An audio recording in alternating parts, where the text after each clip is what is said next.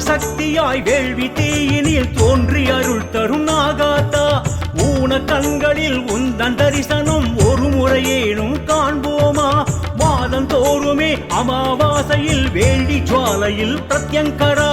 1000 கண்கள் 1000 கைகள் கொண்டு தோன்றுவாய் தீச்சுடரா சரவேஸ்வரன் நெற்றி விழி